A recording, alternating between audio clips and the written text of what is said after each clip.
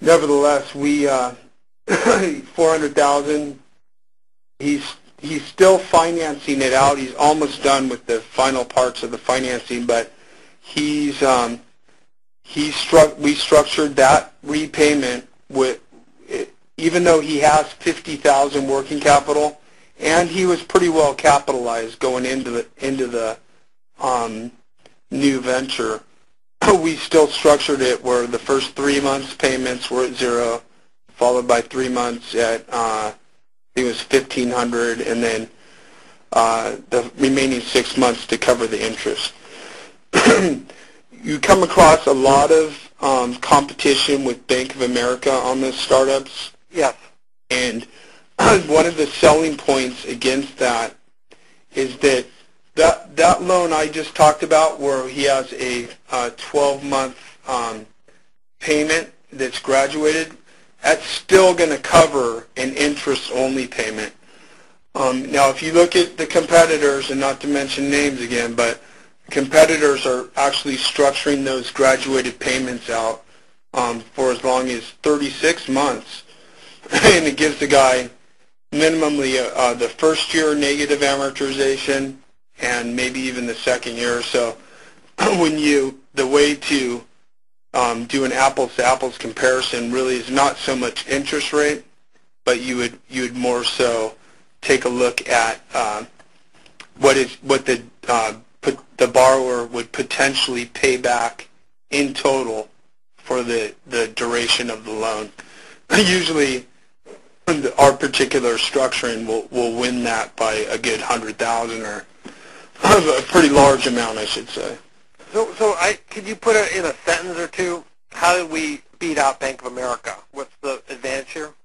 Gosh, I wish somebody could tell us all that trade secret. I just know certain little ways that we can, and I guess that's what makes the difference. When you're talking about, if we have a comparison quote, and Bank of America has given the doctor some sort of payment structure that has graduated payments, or the first year $0 first few months, and then it steps up, and then it steps up. Well, sometimes on like a startup, they're actually doing the step payment plans for as much as 3 years. But what that does on those payment plans, that actually gives the doctor a negative amortization. Right. But their payments are lower, so their balance is increasing on what they owe, but they don't mind it because they're starting up and they need the cash. Yeah, right. But then if you look at the end of, let's say at the end of the first year, $400,000, let's say, was the original loan amount, and all of a sudden you look at month 13, what does the doctor owe? Well, he actually owes maybe 415 as opposed to his original 400,000. So, right. So when you add up the full duration of the loan's payments versus how we're structuring them, I feel that our monthly payments make a lot more sense. So if it becomes, even though that's really, that negative amortization offsets the true APR, and so you don't necessarily get a true interest rate off of those loans that are structured that way. So that's been one way to combat those startups specifically. As far as like practice acquisition, some of those things are, for us, it's been more so that the relationship has been there. When it comes down to competing with, let's say, Bank of America, for instance, those a lot of times it's just a numbers game where you hopefully you've made a better relationship with the doctor. But Bank of America has some pretty strong products. I think where they're lacking now is they've kind of retracted on their maximum loan to gross, and like I mentioned, that's a pretty common word that will Loan to gross. probably talk about or probably experience over the course of time is loan to gross. And as I mentioned, I can go up to 90% loan to gross. So practice is grossing $1 million. That means the maximum loan size is $900,000. Well, from what I gather, that's been being reduced by B of A specifically. So potentially it means that we can get more money, of course, and then there's probably a million different other sales techniques that we all continuously have to be aware of when we're going up against competition. Well, okay, that's good. It's good to know that we can beat them. So let's talk about submission requirements.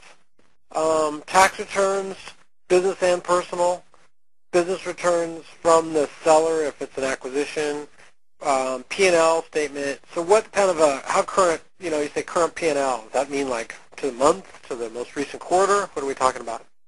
Yeah, anything over 3 months and we'll have a difficulty. Okay. So it's got to be within the last 90 days. And for the most part, that checklist is can be used kind of universally on the actual borrower. 2 years tax returns, most recent profit and loss, or most recent, let's say, pay stub, personal financial statement.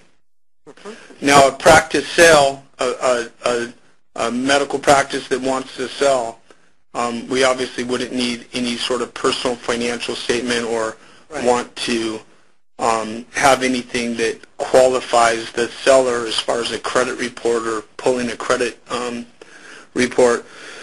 The main thing that we're looking at on practice sales when we go to list them is primarily cash flow of the business, and then we'll get into all kinds of specialized forms. A practice sale becomes a really complex animal, and I would say to this day I learned something new. After 17 years, I learned something new daily. To try to summarize those and really say there's a generic concept to those things, I just wouldn't be able to put a thumb on it, so to speak. So anyways, if you have that opportunity, really just a few years tax returns or 2 years tax returns, 3 preferably, but that kind of opportunity just it's almost one of those things you just have to pass along, and it becomes a specialized